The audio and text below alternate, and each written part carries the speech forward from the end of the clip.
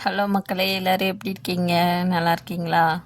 நான் வந்து டெய்லி வீட்டில் கோலம் போடுறத ஒரு வீடியோவாக எடுத்து உங்களுக்காக போட்டுக்கிட்டு இருக்கேன்.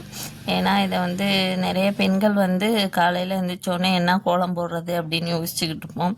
இந்த மாதிரி போட்டோம்னா நீங்கள் வந்து பார்த்து டக்குன்னு போடுறதுக்கு யூஸ்ஃபுல்லாக இருக்கும்.